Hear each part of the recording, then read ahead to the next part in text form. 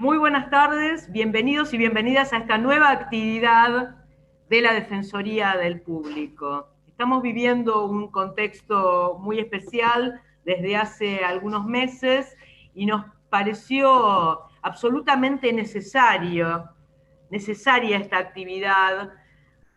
Nos estamos enfrentando a un escenario desconocido. En los umbrales de la pandemia vimos cómo la información contradictoria circulaba en los medios de comunicación y se multiplicaba en las redes sociales. La ansiedad, las ganas de encontrar un remedio o una inmunización milagrosa contra el virus, algo que nos devolviera la seguridad, hizo que todos y todas compartiéramos noticias que luego no se verificaban como reales. Somos en este contexto presa fácil de las noticias maliciosas, de las fake news, porque tenemos nuestra emocionalidad a flor de piel. Estamos ávidos de datos tranquilizadores y en las redacciones, comunicadoras y comunicadoras, estamos expuestos a responder a las urgencias incurriendo en conductas imprudentes. Hay que considerar que también trabajadores y trabajadoras de prensa están sobreexigidos y sobreexigidas y hacen su tarea bajo presión, en condiciones de exposición en la primera línea, en exteriores, o aislados en sus casas, todo lo contrario, dependiendo de una conexión estable. La Defensoría del Público recibió más de 30 denuncias relativas a la ingesta de dióxido de cloro en un programa de televisión. Y así de inmediato, cuando surgió la posibilidad de una reparación por parte del medio, que hay que decirlo, todavía no se concretó, pensamos en acudir a quienes sabían realmente comunicar ciencia y salud. Pensamos en la red de periodismo científico. Y así iniciamos este camino conjunto que se reanuda hoy con esta actividad que entendemos va a ser esclarecedora, no solamente para quienes trabajamos en el área de la comunicación, sino para el público en general, porque entendemos que es deseable que nuestras audiencias sean críticas y activas. Le damos la bienvenida entonces a el vicepresidente de la Red Argentina de Periodismo Científico. Se trata de Bruno Massare, vicepresidente de la red y director de la agencia TSS de la Universidad Nacional de San Martín. Bruno, bienvenido. Eh, Bruno nos va a hablar de la historia y de la constitución de la Red Argentina de Periodismo Científico. Muchas gracias, Miriam. Buenas tardes a todos y a todas. Bueno, para nosotros es un honor poder participar de esta actividad. Muchas gracias a la Defensoría por la invitación. Y sí, lo que voy a hacer yo es una breve introducción sobre la red para contarles quiénes somos y qué hacemos, y después dar el lugar a mis colegas que van a profundizar en este tema sobre la desinformación y las noticias falsas. Así que voy a compartir una presentación muy breve.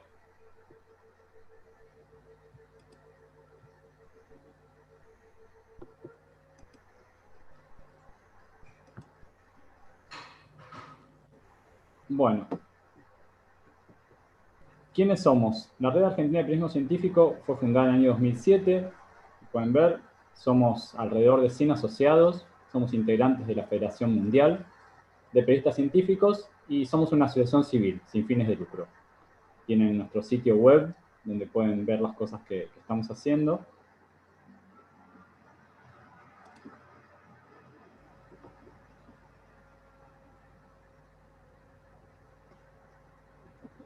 Nuestra misión: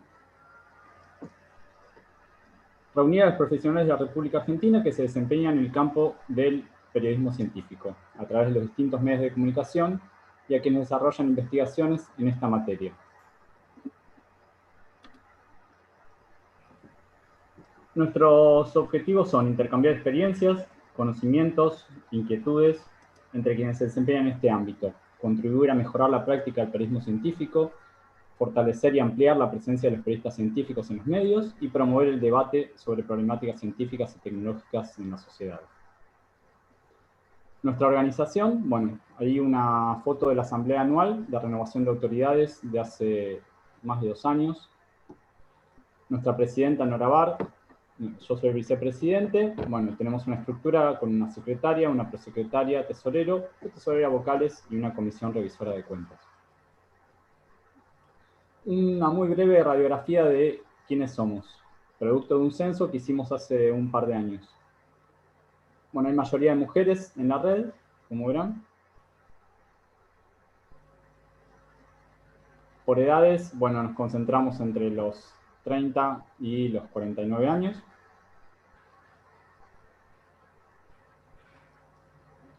¿Dónde estamos? Bueno, repite un poco la concentración que se da en otros ámbitos, la mayoría en Cava, pero tenemos un esfuerzo muy grande de federalización de nuestras actividades.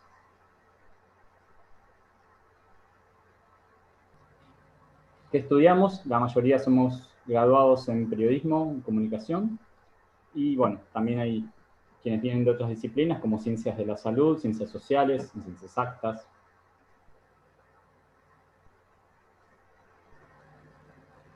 ¿Cómo trabajamos? Bueno, el 62% está en relación de dependencia y un 31% trabaja de manera freelance o como colaborador.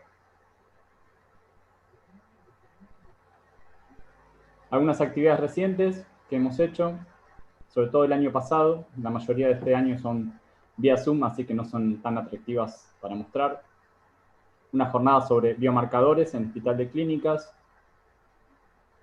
Trabajamos en una guía de buenas prácticas en comunicación acerca de VIH y SIDA. Una capacitación que hemos hecho sobre ensayos clínicos.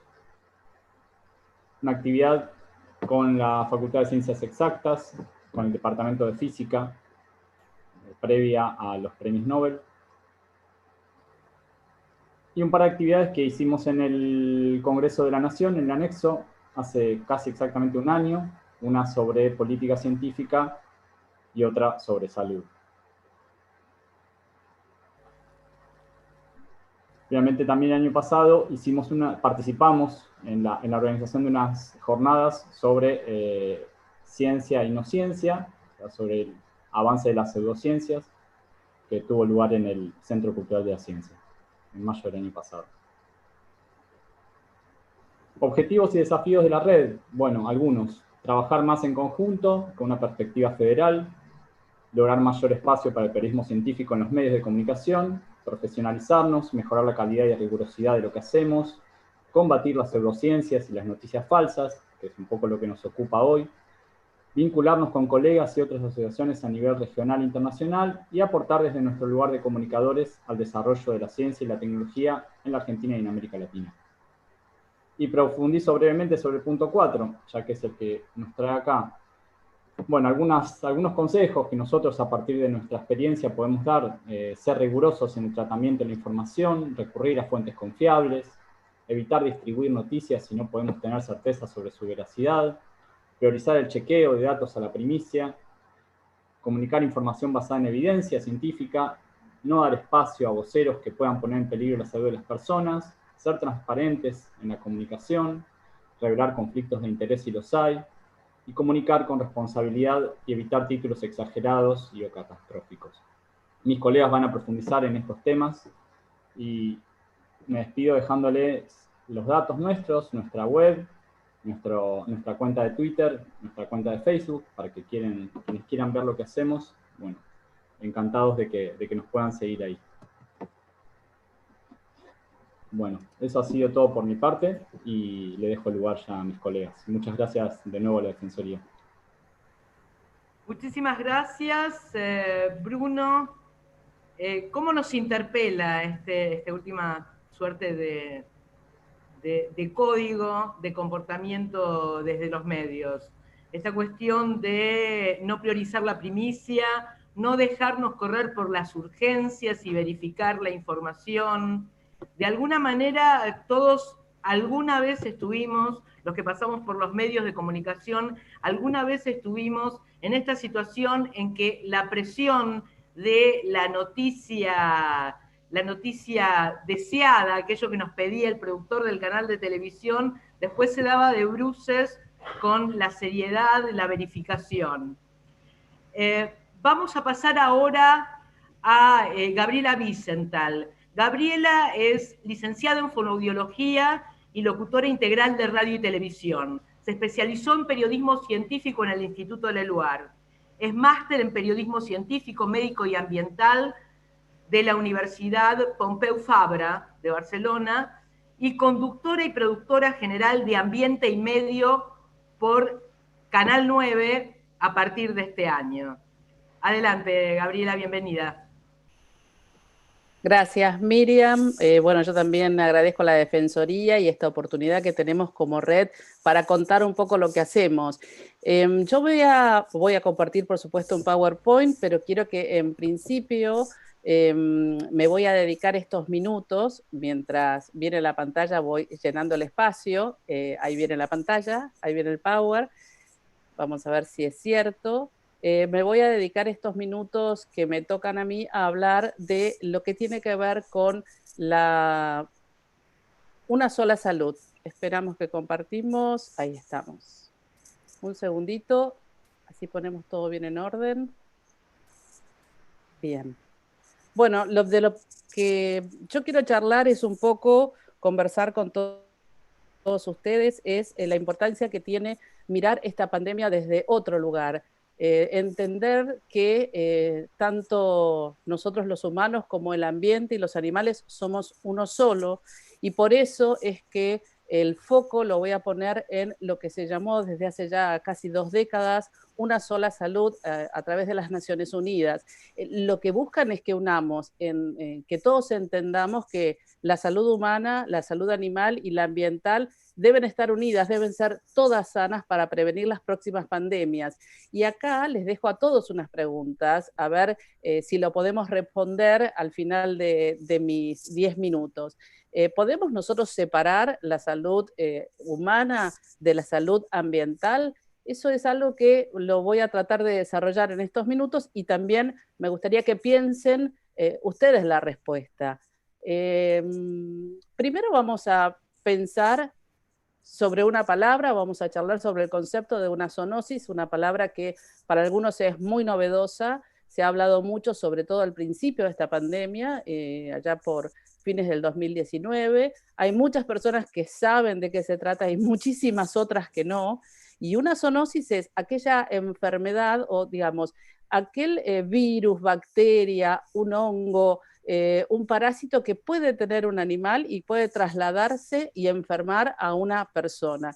De esto podemos tener muchas zoonosis. La sarna es una zoonosis que se transmite a través de los gatos muchas veces, la leptospirosis a través de las ratas, la brucelosis con las vacas, el antivirus con las heces de los ratones, la fiebre amarilla, el dengue, y ya pasamos de algo más individual que nos puede tocar a cada uno de nosotros si tenemos un gato, o si fuimos al sur en algún momento y estuvimos en contacto con las heces de los ratones, sobre todo si las respiramos, pero ya pasamos a lo que puede ser una epidemia, como puede haber sido la epidemia de dengue hace unos años atrás, la de gripe aviar, la gripe porcina, el ébola en otros lugares del mundo, el SARS, la fiebre del Nilo Occidental, y ya llegamos a lo que nos está sucediendo hoy, que es la pandemia de la enfermedad COVID-19.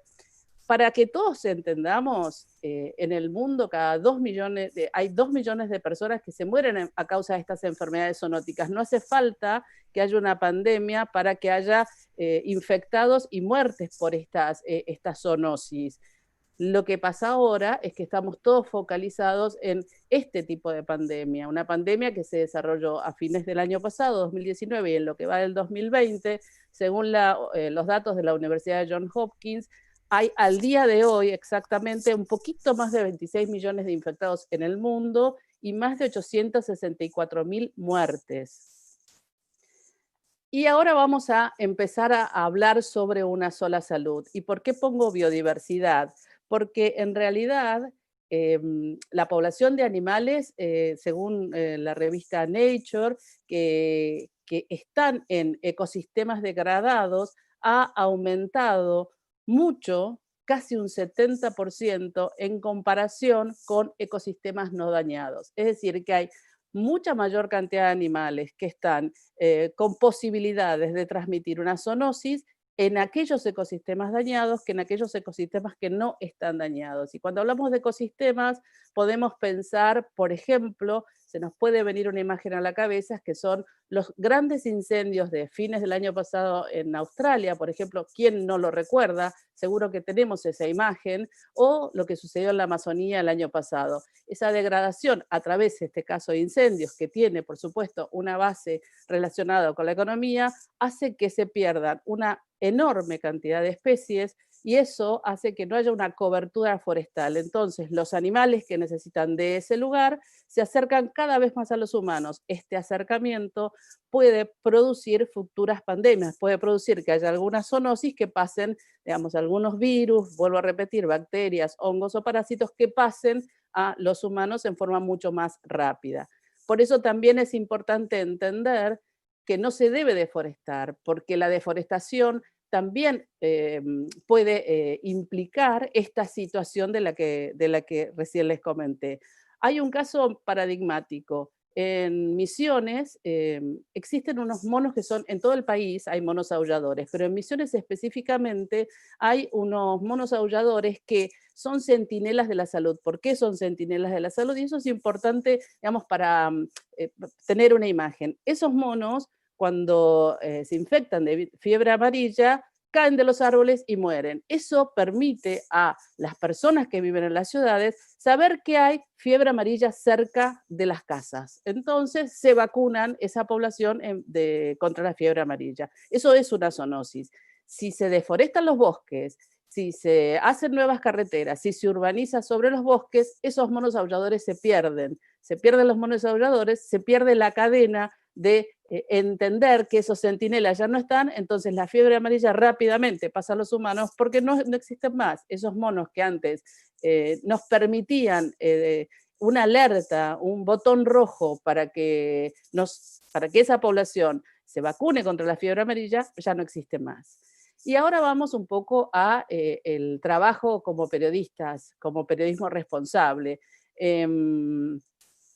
En mi caso particular considero que se podría informar, hacer notas periodísticas en todos los medios de comunicación, contando la pandemia desde una mirada ambiental para poder de alguna manera tener un enfoque interdisciplinario o multidisciplinario. Lo más importante y lo que la gente quiere escuchar, como bien lo decía Miriam, por ahí son soluciones médicas, que venga la vacuna, pero también es importante para prevenir estas futuras pandemias entender el entorno, entender el ambiente. Si no estamos en un ambiente sano, es muy difícil que no pueda prontamente existir una nueva pandemia. Por eso también desde el periodismo responsable debería de alguna manera contar a las audiencias distintas situaciones que pueden llevar a una futura pandemia. Por ejemplo, investigar sobre la pérdida de biodiversidad, la degradación de los ecosistemas, que haya un urbanismo responsable,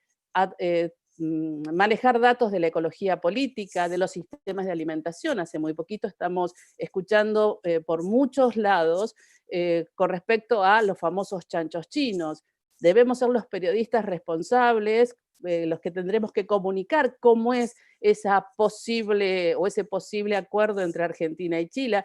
No es una Argentina y China, perdón, no es una cuestión de comer chanchos o no comer chanchos, tiene que ver con algo muchísimo más profundo. Y eso también, si no se tiene en cuenta, puede en algunos años, provocar algún otro tipo de pandemia. Y también, como nos convoca la Defensoría del Público, no podemos dejar de hablar de las audiencias. Y cuando hablo de las audiencias, yo me miro como audiencia y pienso en esta situación que todos estamos viviendo, que cuidarme no sería cuidarme yo, cuidar a los míos, no sería solo aceptar todas las medidas y alertas sanitarias para evitar la circulación del virus. También deberíamos empezar a entender lo que se denomina ciudadanía ambiental, que es la responsabilidad tanto individual como colectiva para que participemos cada uno de nosotros en la toma de decisiones, ya sea políticas y comunitarias. Todo esto relacionado con el medio ambiente. De alguna manera poder acceder libre y oportunamente a toda la información que tiene que ver con el ambiente y con la salud, entender que hay marcos normativos relacionados a lo ambiental y contribuir desde cada uno desde su lugar a la implementación de modelos de desarrollo sostenible. De esa manera, todos podemos mantener los ecosistemas sanos, aunque nosotros vivamos alejados de la naturaleza, podemos pensar en mantener los ecosistemas sanos con sus beneficios ambientales, y esto es clave para prevenir nuestras pandemias. Así vivamos en la ciudad de Buenos Aires o en la provincia, nos debe importar lo que está pasando en Santa Fe a nivel de los ecosistemas, lo que pasa en Misiones y lo que pasa con la minería a cielo abierto también en la cordillera argentina.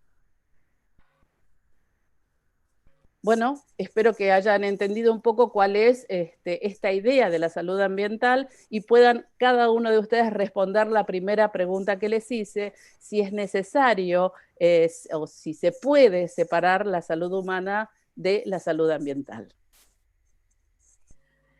Es evidente que es imposible separar la salud humana de la salud ambiental, y me pregunto cuántos y cuántas de quienes nos están siguiendo se sintieron sacudidos por estas verdades que nos puso delante de los ojos nuestra reciente oradora. Infinitas gracias. Realmente una súbita y brutal toma de conciencia de lo importante que es cuidar el medio ambiente, porque no solamente estamos cuidando el medio ambiente, los paisajes, nuestros recursos naturales, sino que estamos cuidando nuestra propia salud y hasta nuestra vida. Bueno, la próxima oradora va a ser Josefina Edelstein, que es licenciada en Comunicación Social de la Universidad Nacional de Córdoba, periodista especializada en ciencia, salud y género y colaboradora de La Voz del Interior, La Nación y El Tajo. Adelante, Josefina, bienvenida. Muchas gracias. Ya para ir ganando tiempo fui compartiendo mi pantalla. ¿Se ve? Sí, perfecto, se ve perfecto. Bueno, perfecto entonces.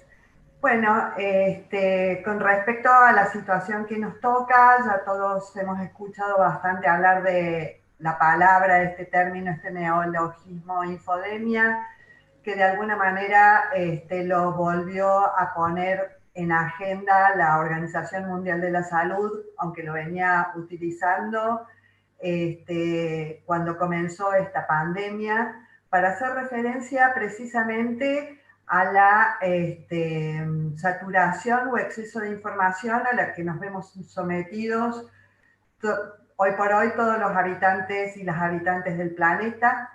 En estas circunstancias, en este contexto de pandemia por COVID-19, lo que facilita la circulación de información desde a un nivel exponencial, por supuesto, son las tecnologías con las que contamos hoy. El hecho de que se trate de un nuevo virus, lo cual despierta temor por un lado, bastante incertidumbre. Esto ha hecho también que haya una gran variedad de información sobre el virus, sobre la modalidad de transmisión, sobre las medidas preventivas, sobre si había que usar barbijo o no, sobre el número de contagios y de muertes que hay diariamente en el país, en cada región, en el mundo. Esta situación nos ha puesto a las audiencias, pensándonos como audiencias, en aprender, escuchar, tratar de entender nuevos conceptos y nuevos vocabularios, ¿no? Como el índice de movilidad, el aplanamiento de la curva, qué es el RO, qué es ese índice de posibilidad promedio de contagio, como tantos otros en lo que va de la pandemia.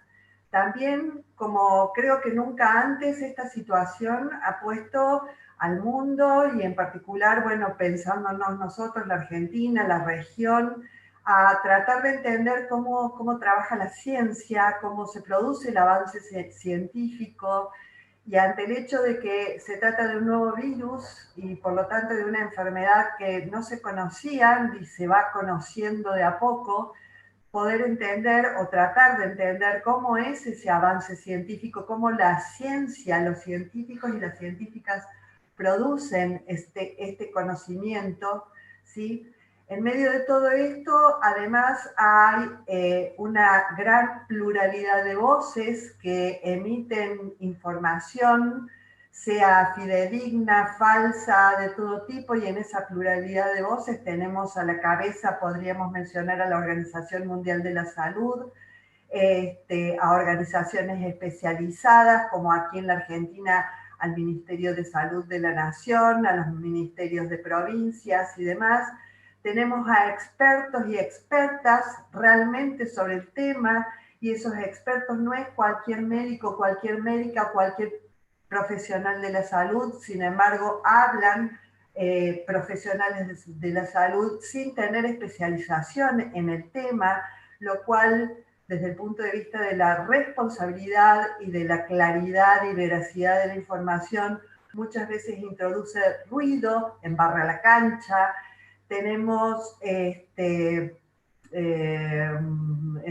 comunicadoras, comunicadores, periodistas especializados y no, que van informando, como bien decían mis compañeros, y particularmente Bruno contaba sobre la Red Argentina de Periodismo Científico, donde nos especializamos en la comunicación de la ciencia y de la salud, y no obstante, esto no significa que todos y todas sepamos sobre todo. Hay un grupo particularmente que viene siguiendo toda lo que es la cobertura de la situación con el COVID y el virus, la COVID y el virus. En esta pluralidad de voces también tenemos comunicadores y personajes, personas públicas que al frente de un micrófono dicen, muestran cosas sobre el tema. Y bueno, y frente a todo esto está un hecho importante que es la salud pública, con lo cual hay posibles riesgos y de los cuales ya en Argentina conocemos algunos muy graves como muerte. Del otro lado del canal, podríamos decir, de todas estas tecnologías a través de las cuales transmitimos la información o desinformación, está la gente, las audiencias, que en medio de todo el contexto que planteé recién, tiene dificultad entonces ante tanta variedad, tantas voces, tantos canales, tanta información como desinformación. Muchas veces hay dificultad para saber dónde encontrar la información veraz y confiable. En medio se juega el temor, el pánico, la ansiedad. Muchos dicen que hoy, bueno, ya también el hartazgo y el cansancio. Hay gente que tiene conocimiento, mucha gente que tiene ignorancia, porque por supuesto no tenemos por qué saberlo todo de todo. En nuestra recepción se juegan nuestros sesgos, nuestras creencias, nuestras propias opiniones que inclinan muchas veces qué elegimos para escuchar. Solemos decir, o se suele decir, que preferimos escuchar, leer aquello con lo que hace consonancia con nuestras creencias y pensamientos. Y está el interés público donde de alguna manera, como interés público y como audiencias, y dentro de este caso que se trata de la salud pública, está el derecho que tenemos todas las personas a poder contar con información responsable, a poder contar con información veraz y demostrada en estos casos científicamente, no opiniones, no lo que me parece, y a poder contar con información confiable. De hecho, esta es una apelación, como de alguna manera hizo Gabriela, como mencionó Bruno hace un rato, no solamente a las personas que recibimos la información, sino a las comunicadoras y comunicadores que están frente a micrófonos, pantallas de televisión, a comunicar de una manera responsable en casos como el dióxido de cloro, por ejemplo, donde se viene desde mayo difundiendo información falsa y donde distintas organizaciones, desde la Organización Mundial de la Salud como propias locales, vienen advirtiendo no solamente que no es aconsejable, sino que no está autorizado para el consumo humano. Y ver imágenes como esta han sido absolutamente contraproducentes y es, entre otras cosas, lo que efectivamente, como vos mencionabas, Miriam, ha llevado a que trabajemos en varias actividades entre la Defensoría y la Red Argentina de Periodismo Científico. ¿Qué tipos de información hay? Hay muchos tipos de desinformación, noticias falsas, noticias confusas o engañosas, noticias falsas como esta, donde una doctora Bruno, inmunóloga, decía que en realidad nunca se secuenció o se purificó y se aisló el virus SARS-CoV-2, como que las pruebas en vacunas, las pruebas preliminares en animales han dado todo mal y actualmente se está avanzando sin tener en cuenta esos resultados. Obviamente esas son informaciones que cuando circulan en programas de radio con además personas que son públicas y muy conocidas, son muy contraproducentes porque introducen más confusión, más temor, más dudas y ruido, como también esta otra información de nuevo sobre el dióxido de cloro, apelando a un científico alemán que asegura que puede no solamente prevenir, sino hasta curar la COVID-19. Otras cuestiones, por ejemplo, que son sensibles también para nosotras y nosotros los argentinos, como el tomar mate, que se viene recomendando que no tomemos mate, que no compartamos el mate, no que no tomemos mate. Entonces, por ejemplo, se difunde un falso decreto sobre la comercialización de la yerba mate y hace un ruido espantoso. Noticias confusas o engañosas como miles de recetas que circulan por WhatsApp, por las redes, sobre cómo fortalecer, por ejemplo, el sistema inmune con ajo, con gotitas de limón y demás. Si bien muchos de esos productos naturales son buenos, digamos, nada de eso está comprobado absolutamente que pueda prevenir el coronavirus, ¿no?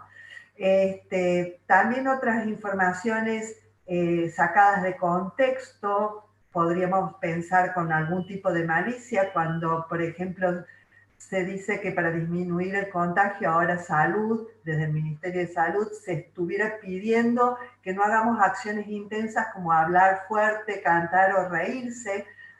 Esos titulares donde sacan de contexto la información, luego después se va aclarando, pero esto en realidad fue cuando estamos en situaciones en ámbitos cerrados, con personas muy cercanas, sin tapabocas y demás, porque bueno, ya se ha dicho una y mil veces cómo se contagia el virus en la cercanía, por eso se insiste en el distanciamiento físico. Y bueno, estas son algunas formas de desinformación. Las motivaciones, bueno, podríamos pensar que son muchas en general para la desinformación. Podríamos pensar que en general hay mala intención, podría ser monetaria, podría ser por la necesidad de adquirir popularidad, rating, clics en una publicación. Muchas veces es por ignorancia y muchas veces hacemos cosas como postear o compartir, mejor dicho, por creencias, ¿sí? Por nuestras creencias, digamos, con una intención de buena fe, podríamos decir, de alentar o de cuidar a otros y a otras, pero las consecuencias de esto es que, bueno, como ya sabemos, se amplifica, se viraliza la desinformación y nuevamente en esta situación no es tan solo si hay un problema económico, si hay un problema político, sino que hay riesgos importantes para la salud. Bueno, los canales de difusión, obviamente los conocemos, son WhatsApp, las redes sociales con muchas veces influencers, personas públicas como cantantes, modelos, artistas, medios de comunicación. Y en particular me voy a referir a los reenvíos, a lo que compartimos por WhatsApp. ¿Por qué? Porque podríamos considerar que es una información un tanto delicada en cuanto a que en general la recibimos de gente conocida, de grupos conocidos, de los cuales tal vez podemos partir de la premisa que como los conocemos, sabemos quién es, puede llegar a ser esa información que estamos recibiendo confiable de alguna manera. Y acá, simplemente para ver cómo el discurso de las fake news o falsas noticias nos va atravesando, vemos el caso del dióxido de cloro, o CDS como también se lo conoce, y rescato algunas partes de ese largo WhatsApp que yo misma recibí, donde dice: lo que leerá a continuación es información de suma importancia. Guarde este texto si no puede verlo inmediatamente, ya que acá está la clave para mantener su salud, mejorar su condición actual, la de sus seres queridos, en forma rápida y segura. Entonces está apelando de alguna manera, abriendo el paraguas porque sabe que es largo, pero apelando al temor, a las personas queridas, a la información segura, a una solución, que es la que todos buscamos, ¿sí? Ante un tema complejo como es toda esta situación. Y a lo largo del texto se citan cuestiones como avances que produjo algún premio Nobel, algún cirujano de fines del siglo XIX, principios del XX, toda información que si no nos ponemos a chequear y a controlar, cosa que normalmente sabemos que en el periodismo tiene que ser así, pero que ahora les pedimos a las audiencias que controlen o chequeen esa información que reciben. Bueno, si mandamos sin más, esto comienza a ser lo que pasó, lo que terminó siendo como, por ejemplo, con el dióxido de cloro. Y termina en este caso, por ejemplo, en Perú y Bolivia, y tomé tal cual con los errores de ortografía y todo, ¿no? En Perú y Bolivia está haciendo el método contra el coronavirus y lo está tomando todo el país. Te reenvío esto sin haberlo leído en detenimiento. Díganme, le preguntaría a la audiencia, a todos los que estamos compartiendo esto, si no hemos recibido en más de una ocasión algo de esta manera, que termina de esa manera. No lo terminé de leer o no lo pude leer, pero te lo mando por las dudas. Entonces, ¿qué pasa con la recepción y la viralización? Comienza en general una catarata que termina mal. Empiezan consejos infundados, recomendaciones e indicaciones infundadas, que, como decíamos antes, nosotros tenemos nuestros sesgos, nuestras creencias, podemos llegar a pensar que son ciertos porque necesitamos que nos solucionen un problema de incertidumbre, pero el problema o el inconveniente es que si llegamos a prestar atención y a seguir pautas que realmente no tienen ninguna verificación científica, bueno, nuevamente ponemos en riesgo nuestra salud, la de nuestros seres queridos. Hacemos entonces un reenvío automático. Me parece que muchas veces también, esta es una opinión, tenemos esa sensación de tener el dato justo y entonces se lo mando a la gente que conozco, te lo envío por las dudas. Empieza la circulación en redes, porque muchas veces estos mensajes empiezan por WhatsApp, lo toman los medios de comunicación y bueno, y personas públicas exhiben conductas irresponsables, como ya hemos visto en más de una ocasión. ¿Qué pasa? Entonces, como en el caso del dióxido de cloro, todas las advertencias que se venían haciendo no alcanzaron. Y bueno, la verdad que el peligro para la vida fue muy grave porque sabemos con certeza que un niño murió en Neuquén a raíz de que sus padres le dieron dióxido de cloro. Eso está comprobado ya con la autopsia. ¿Cómo identificar noticias falsas? Muchas veces se nos consulta, nos preguntamos cómo hacerlo, tendríamos que dudar de aquellos titulares atractivos o engañosos. Por eso me tomé el trabajo hace un rato de leer un poco y de tomar algunas partes de ese WhatsApp, como información importante, promesas sobre estudios clínicos preliminares. Los periodistas y las periodistas tendríamos que dar esa información con mucha cautela, porque los estudios preliminares nunca son estudios contundentes ni finales, siempre falta las pruebas en humanos. Cuando recibimos información de fuentes supuestamente confiables, como por ejemplo la de la doctora Silvia González Ayala, que es una doctora de Argentina, que circuló una comunicación en Argentina, pero también en Perú, en Bolivia, firmada por otros médicos, esa misma información de esos países donde esta doctora y los otros médicos tuvieron que salir a desmentir. O sea, hay gente que a la hora de falsear noticias no tiene ningún escrúpulo en tomar nombres, incluso de organizaciones prestigiosas, ¿sí? Entonces, ante esos casos, ¿qué podemos hacer? También, si dice que recibo de la OMS, de la Organización Panamericana de la Salud, del Ministerio, de cualquier organización que me suene confiable, ir a los sitios o a los perfiles de esas personas o de esas organizaciones y chequear si efectivamente esa información está ahí. Por supuesto, cuando nos prometen soluciones mágicas o milagrosas, tendríamos que, sería una luz roja y una alarma tremenda para de no compartir eso de ninguna manera. También estar alertas frente a repentinas con todo lo que se viene haciendo, con todo lo que se viene investigando y trabajando a lo largo de la pandemia. Que repentinamente haya una solución tiene que llevarnos a dudar, tiene que llevarnos, como alguno de los expositores anteriores dijo, a ejercitar el juicio crítico. A eso se está invitando a las audiencias, pero también a las periodistas y a los periodistas, ¿no? Tanto a la hora de comunicar como en la recepción. Bien, me parece que de esto estamos. ¿Cómo cortar la propagación? Y bueno, como sabemos que estas informaciones apelan al temor, apelan por ahí a la ignorancia o al que no podamos saberlo todo, entonces tratar de no entrar en pánico. Realmente es un dato que parecería como de sentido común, pero me parece a mí, por lo menos, un muy buen consejo, pensarlo muy bien.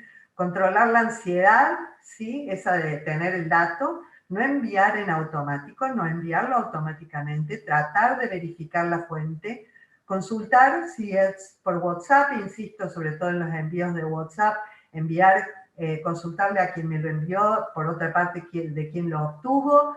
Ya sabemos por WhatsApp que tenemos esa flechita que nos va avisando que es un reenvío y si viene así en cadena, por ahí tratar de cortarlo. Como decía hace un rato, si llega como si fuera de la Organización Mundial de la Salud, del Ministerio de Salud de la Nación, tenemos todos acceso, o la mayoría acceso a Internet, y consultar esas fuentes a ver si efectivamente está allí. También aconsejan hacer búsqueda inversa de imágenes, o sea, cuando yo estoy en una red y recibo una información con una imagen, puedo hacer clic con el botón derecho y mandarla a Google Search o a la búsqueda de imágenes de Google y me dirá de dónde proviene esa imagen, cosa que muchas veces se mezclan imágenes de cuestiones, tanto videos como fotos, que pasaron hace años y que no tienen nada que ver con una situación actual.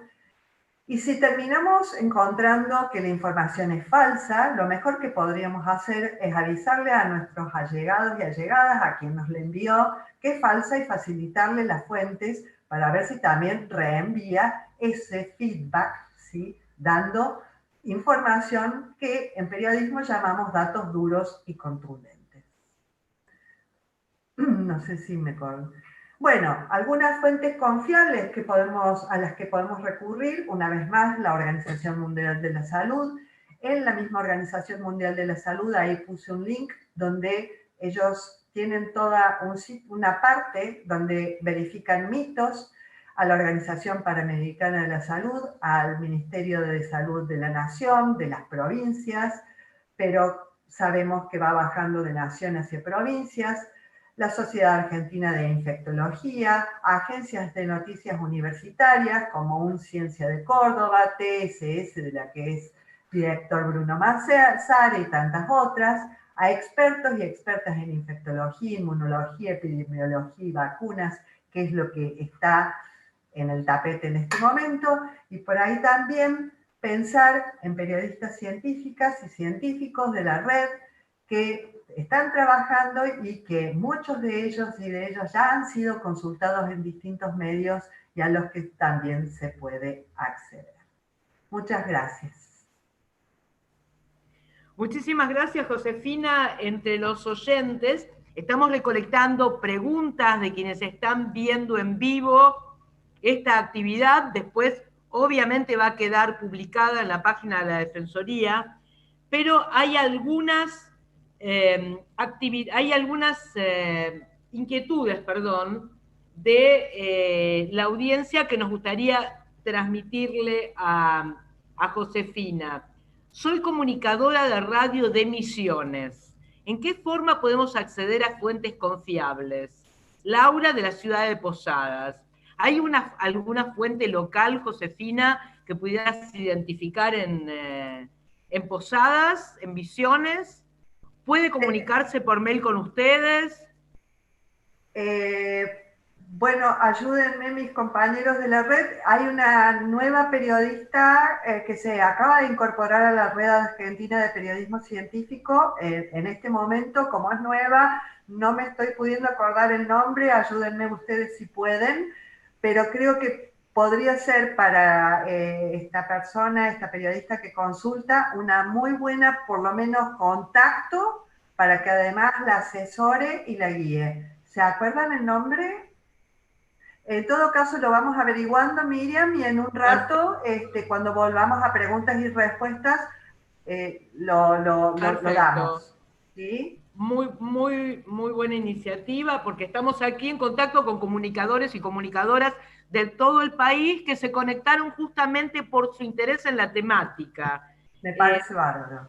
Muy buena la caja de herramientas que diste, no todos los recursos eran conocidos, y me parece que es una muy excelente forma de evitar, como decimos en buen criollo, meter la pata cuando estamos comunicando sobre temas relacionados con la pandemia.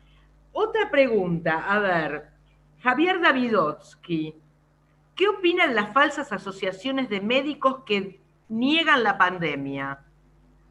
¿Qué opinamos los periodistas y las periodistas? Sí. Bueno, si vamos a entrar ya con ese tipo de preguntas, antes de que exponga Ceci, yo invito también a mis compañeras y a Bruno o sea, ¿qué opinamos? Realmente opinamos... La dejamos para el final, es conveniente, después de la intervención de Cecilia. Bueno, bien. Perfecto. Bienvenida, Cecilia Farré. Vamos a presentarla. Es periodista científica, redactora en el diario Perfil, licenciada en Ciencias de la Comunicación, docente en la carrera de Ciencias de la Comunicación de la UBA y en la maestría en Gestión Ambiental del ITBA, Instituto Tecnológico de Buenos Aires. Adelante, Cecilia. Hola, buenas tardes y muchas gracias por el espacio.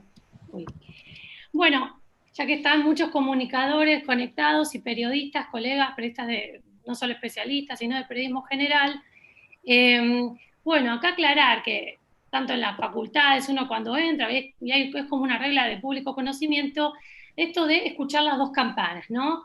Que tener una nota balanceada tiene que incluir las distintas voces, ¿sí? Y más que nada las voces que contrapuestas, ¿no? Con el objetivo de buscar cierta imparcialidad y objetividad, siempre con esa intención, más allá que nunca es posible la objetividad y la imparcialidad por la subjetividad propia y las tendencias y las líneas editoriales, ¿no? Entonces está esa regla que funciona muy bien, digamos, para determinadas cuestiones, ¿no? A esto se le suma que hay ciertos criterios, valores, noticias que tenemos los periodistas ya incorporados, que uno dice, bueno, ¿por qué este acontecimiento se convirtió en noticia y este no? Bueno, obviamente que los primeros son la novedad y la originalidad, ¿no? Siempre la noticia es un hecho que rompe, un hecho de ruptura con la normalidad, después la cercanía, la gravedad, el interés público, y uno de ellos, que es el que me interesa relacionar con esta regla de las dos campanas, es el conflicto, ¿no? Cuando una noticia involucra conflicto, ya sea guerras hasta posturas en oposición, discusiones, peleas, tiene un valor noticia, es probable que se convierta en noticia. Entonces esto, sumado con el valor noticia del conflicto, más las dos campanas, funciona muy bien en el periodismo general, pero a veces tiene problemas, o suele tener en bastantes ocasiones, problemas con las notas vinculadas con ciencia y salud, ¿no? El objetivo, cuando los periodistas científicos comunicamos estas noticias, es acercar a la comunidad información veraz, con investigaciones por detrás profundas, para que la sociedad tenga conocimiento, favorezca el pensamiento crítico, y en tal caso, bueno, tenga después sus debates y sus posturas en base a esta información robusta, basada en evidencia científica, ¿no? Porque entendemos, y principalmente las noticias de salud, pueden influir en la toma de decisiones y significar la diferencia entre la salud y la enfermedad, y incluso entre la vida y la muerte. Por eso ahí la regla de las dos campanas no funcionaría en varias de estas ocasiones, porque si bien no lo puedo aplicar cuando hago notas sobre política, sobre espectáculos, formación general, incluso en deportes, acá se corre el riesgo de caer en falsas controversias, de no informar de manera correcta, que es nuestro compromiso como periodistas, y esto puede tener graves consecuencias para la salud. Si se discute sobre cuestiones científicas consensuadas, ya avaladas, donde hay años, digamos, de información, de estudios, de investigación, y la otra campana, digamos, en esta regla de las dos campanas, se basa en opiniones, sin investigaciones detrás, sin estudios que la sostenga, entonces los periodistas de ciencia optamos por la información que se basa en la información científica más robusta y se privilegia la precisión. Ahí estaría más que el verdadero equilibrio, es equilibrar lo que tiene más peso científico, de evidencia científica, de años de estudios, a lo que no tiene, a lo que solo se basa en opiniones y en testimonios muy, muy acotados. A esto, bueno, esto está vinculado, esta manera de hacer periodismo científico, con la manera en que se produce y se valida el conocimiento científico. Entendemos, obviamente, que en la ciencia hay ensayo y error, ¿no? Las certezas de hoy, a futuro, con más estudios, bueno, puede haber algo que se modifique, ¿sí? Pero hay un método de investigación, esto implica que si otra persona, otro investigador sigue las mismas cuestiones, el mismo método que lo hizo otro científico, tiene que llegar al mismo resultado, ¿sí? Hay crítica metodológica dentro de la comunidad científica, revisión por pares, descentralización, competencia y colaboración, ¿sí? Así se llega a una evidencia científica. En cambio, las teorías conspirativas, las falsas controversias y las opiniones que no tienen todo este trabajo no pueden tener un espacio equivalente. Por eso, en este sentido, decimos que no se aplica la regla de las dos campanas. Para citar algunos ejemplos, el más antiguo, ya en la década del 50, era con el consumo de tabaco y sus consecuencias para la salud. Recordemos que en esa época se podía fumar en un avión, ¿sí? Entonces, en ese momento, ¿qué hacían los que estaban, digamos, los grupos de interés por detrás? Negaban la evidencia científica, ¿sí? Decían, esto no es cierto, pero no mostraban ningún estudio por detrás, ¿sí? Decían que simplemente que no tenía sustancias nocivas y que todo puede ser malo si se consume mucho, cualquier cosa, hasta el puré de manzana. Si ven recomiendo este documental, Mercaderes de la Duda o Ciencia a Sueldo, están esos momentos de investigadores sentados en canales de televisión, hablando con conductores y con la otra campana, que lo único que digamos, es muy claro, porque el investigador llevaba libros con investigaciones, y el conductor, fumando en el estudio de televisión, le decía que fumaba 4 atados por día y que estaba muy bien, se lo veía muy saludable, incluso más joven que el investigador. Pero esa era la oposición, cito el ejemplo porque eran montones de investigaciones y solo una experiencia totalmente subjetiva, ¿sí? Entonces, el investigador lo que dice es, en ese mismo documental, es que como no podían decir que fumar no causa cáncer, al menos sí pueden generar la duda. Y ahí aparecen las falsas controversias. Esta misma estrategia, como vieron que funcionaba con el tabaco, la fueron aplicando a otras en Estados Unidos como para dudar sobre el cambio climático. Y ahí aparecieron todos los grandes negacionistas sobre el cambio climático, incluso, bueno, el presidente actual de Estados Unidos, ¿no? En este juego de falsas controversias pueden intervenir grupos de interés, ¿sí? Puede ser la industria tabacalera, como en el primer caso, la industria petrolera, ¿sí? No siempre es algo inocente o de gente que, bueno, confía en una información, ¿sí? Puede haber grupos fuertes de interés por detrás. Bueno, algunos ejemplos de falsas controversias es las vacunas versus antivacunas. Y ahí lo mismo, no podemos presentar esto de la regla de las 2 campanas, porque equipara conclusiones de décadas de estudios que dan cuenta de la importancia de los efectos que han tenido la vacuna, la eliminación de enfermedades en la región, como el sarampión, y cómo después, a través de algunos de estos movimientos de antivacunas, por ejemplo en Europa se han vuelto a tener brotes importantes, en Argentina también hemos tenido, digamos, son décadas, años de, digamos, de estudios, de investigaciones, y después del otro lado no, son enfoques con pseudocientíficos y sin sustentos.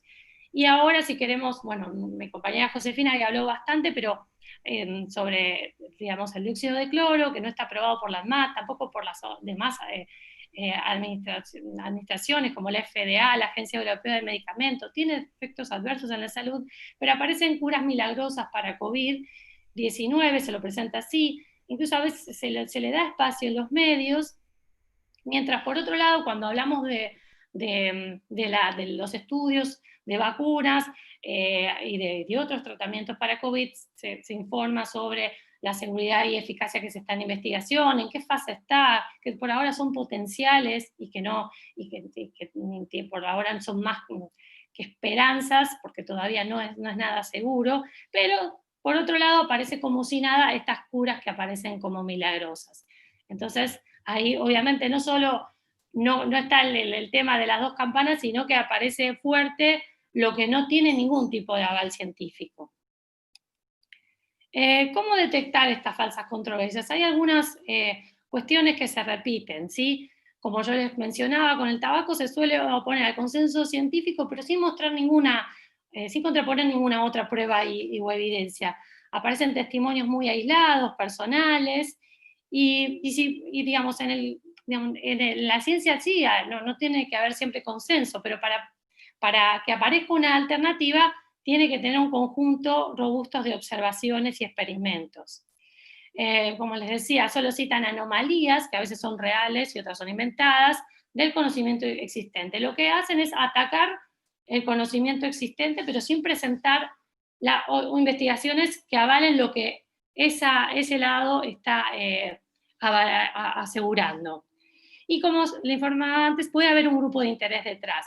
Puede ser grupos de interés económicos, puede ser por prestigio, o simplemente por una visión opuesta a la ciencia, personas, bueno, que deciden no creer, por decirlo de alguna manera, en la ciencia. Por otro lado, si es un especialista, un investigador, la manera en que se trabaja, si no está de acuerdo con sus pares, presenta un estudio. No dirime esas diferencias en los medios de comunicación, no llega directo a la opinión pública así, sino que cuando aparece una nueva idea que va, digamos, diferente al consenso científico, para demostrarlo y para jugar con eso, muestra evidencia, sus experimentos. Entonces, ¿cuáles son las recomendaciones? Estar alertas a estas controversias que pueden no ser tales.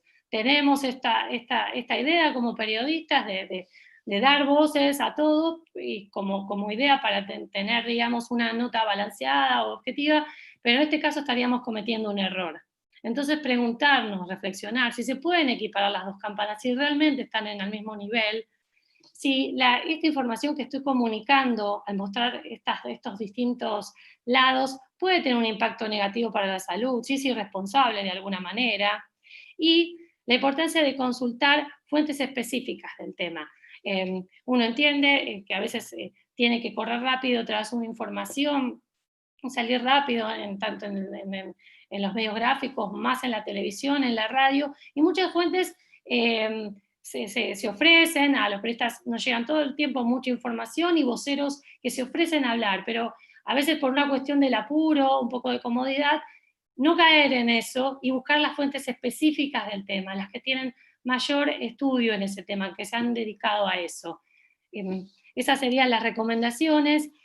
Para que, bueno, contando, como han comentado mis compañeros, en esta situación de infodemia, con tanta información dando vuelta, que los periodistas nos convertamos en verdaderos curadores de la información, en seleccionar la información que es correcta, confiable, en seleccionar para así darle a la comunidad herramientas y que puedan desarrollar pensamiento crítico y tomar las mejores decisiones.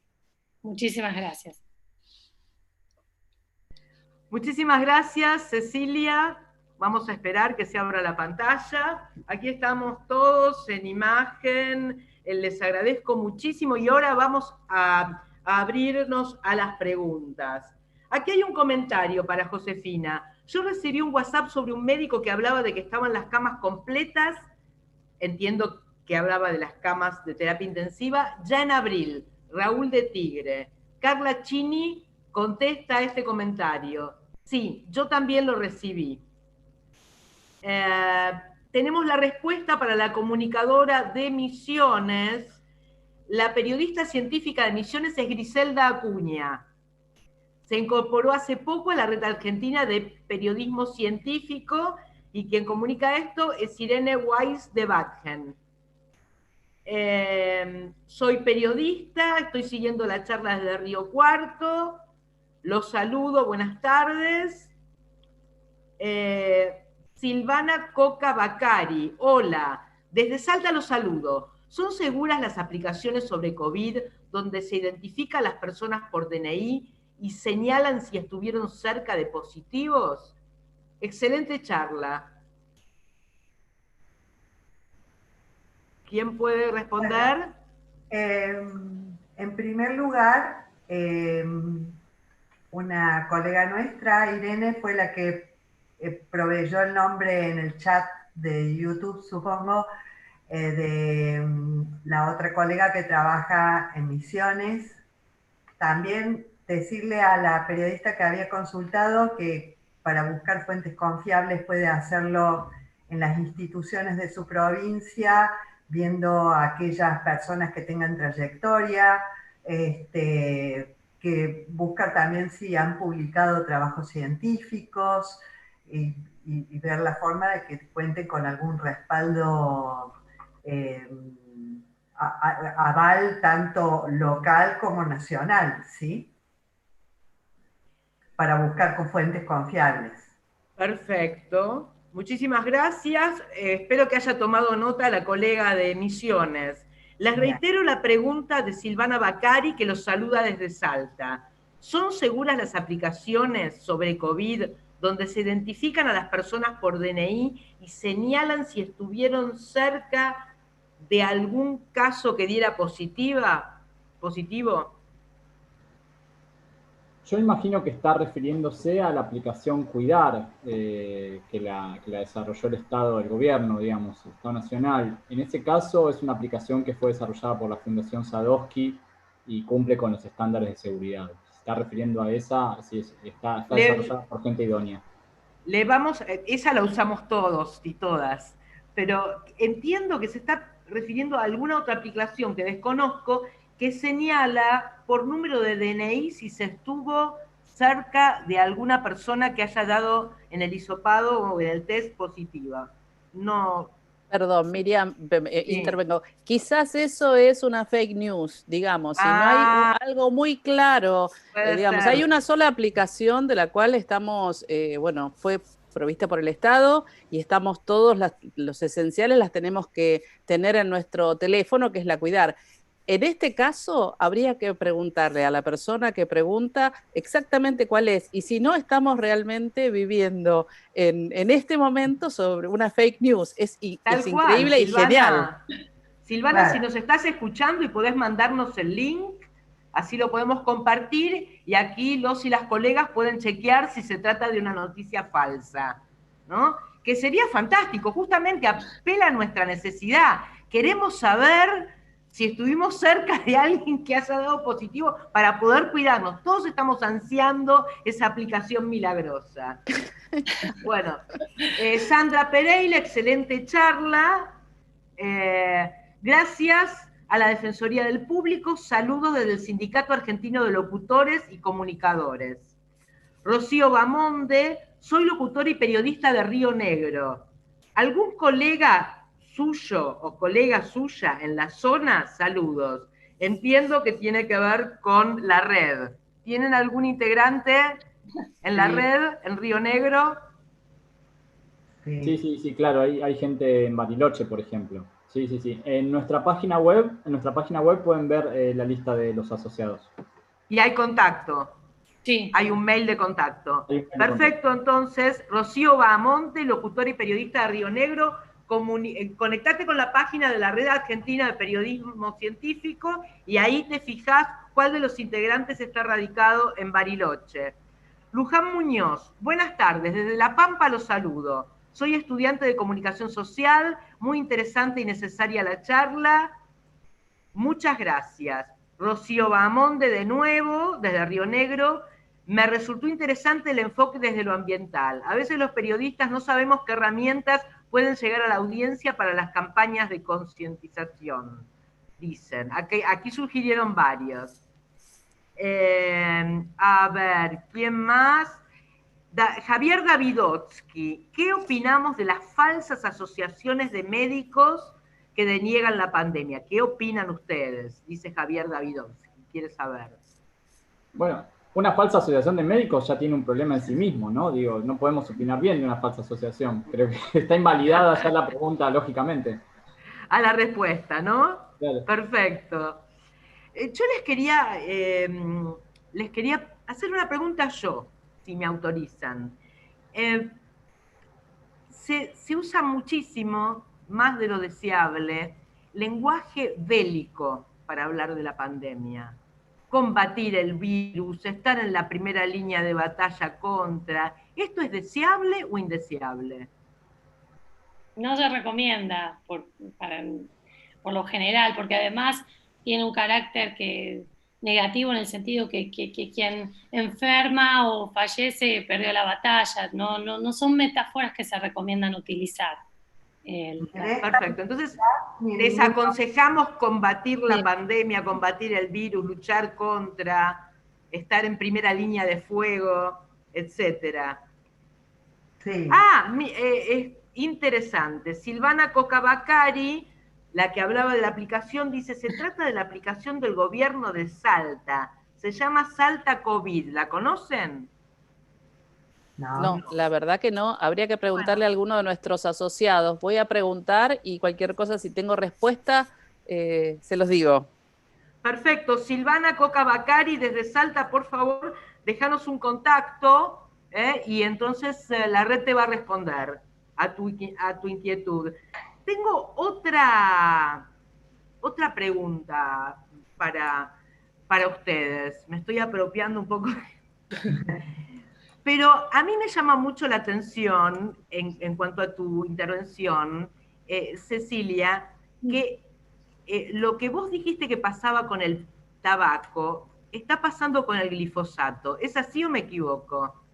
En el sentido de que siempre existe la otra campana, el que defiende el uso del glifosato y que dice que si se fumiga con responsabilidad, esto no es nocivo para la salud. ¿Esto es así o no? Sí, siempre cuando hay, ya sospechemos cuando hay grupos de interés detrás, ahí, digamos, conflictos económicos, sí, es la manera que se suele operar, de decir, bueno, Sí, sí, sí, se utiliza bien. Era como lo que decía el ejemplo, bueno, si todo es malo, si se consume mucho. Ahí seguro que Gabriela, que es experta en ambiente, quizás tiene ganas de agregar más del tema. Lo que te puedo decir, Miriam, es que siempre que, como dice Ceci, cuando están los intereses económicos por detrás, en el caso de el tabaco, las tabacaleras, en el caso, como dijo Ceci, el cambio climático con la industria petrolera, en el caso del glifosato con la agroindustria, la realidad es que no podemos poner las dos campanas, no se puede poner en el mismo lugar de importancia a los fumigados, aquellas personas que enferman por la fumigación, con aquellos que fumigan. Ahora, aquellos que fumigan no son todos iguales, porque una cosa es el productor que está empleado y que lo obligan a fumigar o porque ese es su trabajo. Otra cosa es el empresario que vende el glifosato, el Roundup o lo que sea, con lo cual también hay que posicionarse y entender a quiénes nos estamos refiriendo cuando hablamos de agroquímicos. Fundamentalmente lo que yo creo, con lo que vos dijiste recién, es que se habla de las recetas agronómicas, ¿no? De la cantidad que se puede utilizar y que no haga daño. Eso también tiene una doble cara, porque sí, realmente con poca cantidad deberíamos poder, de acuerdo a los que hablaban de la Revolución Verde, deberían poder parar los insecticidas, parar las plagas, parar, bueno, aquel bicho que le hace mal a la siembra. Pero la historia cuenta que desde hace 20, 30 años cada vez se necesita más por el famoso tema de la resistencia. Entonces no es tan simple ir en contra de unos o de otros. Finalmente no es ni solo la receta, ni solo el que vende, ni solo el que aplica, pero como periodistas y quizás uno no puede tener objetividad absoluta cuando conocemos en el país la cantidad de personas que se han enfermado a propósito de las fumigaciones. Porque, insisto con una cosita más y ya cierro, una cosa es fumigar adentro de un campo y otra cosa es que pase un avión en una escuela rural y fumiga a las maestras y los chicos. Con lo cual, el tema es amplísimo, Miriam, y creo que un poco lo que dice Ceci, acá no hay dos campanas. Uno puede, por supuesto, hacer la nota aquel que vende el glifosato, ¿por qué no? Pero es ese tipo de nota, después veremos si fue una nota paga o no, eso después lo veremos, después lo veremos. La inversión en comunicación involucra notas pagas a veces. Silvina Chávez, volvemos al tema de las aplicaciones. La Universidad Nacional de San Luis desarrolló una aplicación que mide la trazabilidad de las personas. Se está aplicando en diferentes municipios y sirve para establecer quién entra y sale de un pueblo y ciudad de la provincia. Los datos no son públicos, se genera una base que facilita el trabajo del comité de crisis. Esto aparentemente es distinto. Y después Ricardo Goldberger, que debe estar escribiéndonos seguramente desde Salta también. Salta COVID se está recomendando desde la propia página oficial del gobierno de Salta, pero no sabemos qué tan eficiente o eficaz es. Ricardo es compañero nuestro de la red. Ah, mira. Llega. Ricardo Iriarte, los saludo desde Tucumán. Les comento que el día sábado organizamos una modalidad de preguntatorio, donde invitamos a 8 profesionales de la salud vinculados a la temática COVID-19. Muy bien, muy buena iniciativa. Bien. Sonia Besaro, muchas gracias por la charla, muy interesante y necesaria. ¿Hay capacitaciones para periodistas que recomienden ustedes para evitar la difusión de noticias falsas? Desde que empezó la pandemia, si es en relación a la pandemia, desde que empezó la pandemia, pululan, diría, webinars, capacitaciones gratuitas para evitar difundir noticias falsas. No sabría decirte en este momento, no sé si alguno de mis compañeros, compañeras, algo que esté por venir, no, yo no me acuerdo, han pasado muchas. Chequeado.com, disculpa José que intervenga, chequeado.com es una que de vez en cuando está haciendo webinarios en relación a las noticias falsas. Bueno, también la agencia TELAM y un voluntariado de científicos del CONICET iniciaron un micrositio en la página de TELAM que se llama Confiar, la plataforma Confiar, donde publican herramientas que se pueden utilizar para la identificación de este tipo de noticias que potencian el daño que puede provocar cualquier noticia falsa en otro contexto, ahora en pandemia, ¿no? Se potencia eso. Aquí nos escriben desde Brasil. Ricardo Giaroli, soy productor de divulgación científica en Brasil. La información que llega al espectador está muy influenciada por los intereses económicos y sobre todo ideológicos por los gobiernos de turno. Esta es una problemática global, evidentemente. Sí. ¿Ustedes saben de qué manera en los países se está manejando la comunicación acerca del COVID en los países en los que hay una explosión de casos porque no se tomaron las medidas de aislamiento temprano, como por ejemplo Estados Unidos y Brasil, por poner un ejemplo? Bueno, en Brasil hay una red brasileña de periodismo científico que está teniendo un rol activo en este momento. Todavía ellos son un poco más nuevos que nosotros, pero es una organización de referencia, digamos, hablando de Brasil puntualmente. Bueno, perfecto. Creo que ya podemos ir cerrando. A ver, me voy a fijar si llegó alguna otra consulta. Miriam, acá tengo una respuesta con respecto a lo de Salta. Tenemos un compañero que es de Jujuy, que es Gastón de Jujuy, que nos está escribiendo a todos en el chat que nosotros tenemos en el grupo que tenemos por WhatsApp. Dice que esa aplicación generó un amplio rechazo en la sociedad, la aplicación de Salta que estaban preguntando, y que él está comentando que esta app era para escanear el DNI y que el gobierno intentó hacer de uso obligatorio para que policía, comercios, administración pública escaneen el DNI, por lo cual parecería como que generó cierto rechazo. No era una fake news para nada, era una aplicación que ha generado algún rechazo en la sociedad, por lo visto. Bueno, muchísimas gracias por la rápida respuesta. Andrea Bonet nos envía saludos desde el Chaco y nos felicita porque dice que es excelente la charla. Y quería decirles que nosotros desde la Defensoría del Público estamos dando talleres de capacitación a periodistas sobre cobertura en la pandemia. Cualquier cosa, pueden comunicarse a través de la página de la Defensoría, a través de la cual están presenciando esta actividad en vivo. Pueden comunicarse también por defensadelpublico.gov.ar. Allí se despliega un formulario que dice consultas y reclamos y pueden consultar acerca de la posibilidad de armar un grupo o una cohorte, de manera que los capacitadores de la Defensoría, y seguramente va a haber intervención de nuestras colegas de la Red de Periodismo Científico, podamos llevar adelante una capacitación sobre cobertura responsable durante la pandemia del COVID-19. Les agradezco mucho. Vamos a repetir los nombres para quienes llegaron tarde. Bruno Massare, vicepresidente. Sí, perdón, Josefina. No, discúlpame. También quería aprovechar para agradecer a una colega y compañera nuestra de la red, Diana Constanzo, que trabajó mucho en la gestión junto con ustedes para que todo esto pueda estar así en el aire virtual. Así que bueno, aprovechar y nombrarla. Perfecto, y aprovechamos también para desearle muy feliz cumpleaños a Cecilia Farré. Muchas gracias.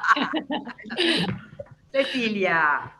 Bueno, fueron entonces Bruno Massare, que es vicepresidente de la Red Argentina de Periodismo Científico, Gabriela Wiesenthal, levantando la mano, Gabriela.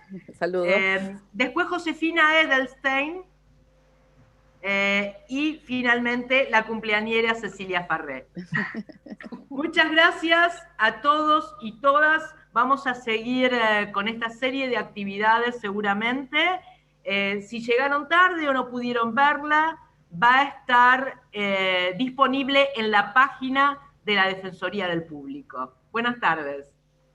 Adiós, buenas tardes. Gracias a todas y a todos. Chau, chau.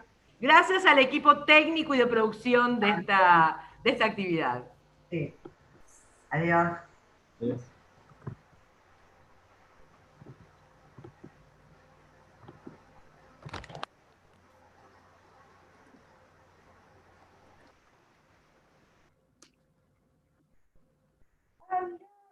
¡Qué peligro! Quedó acá. Ah, ¿cómo te va? Bien. No, se le rompió un termo a Daniel. Se le rompió el termo y justo la parte esta de la electricidad quedó...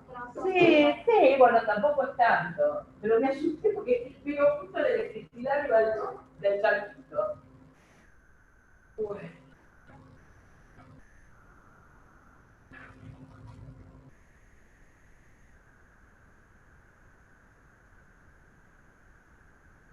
¿Te levantas ahora un rato? Sí, dale. Sí, dale. Un pequeño break. Ay, Dios mío. Estás todos los días laburando. Estoy todos los días laburando.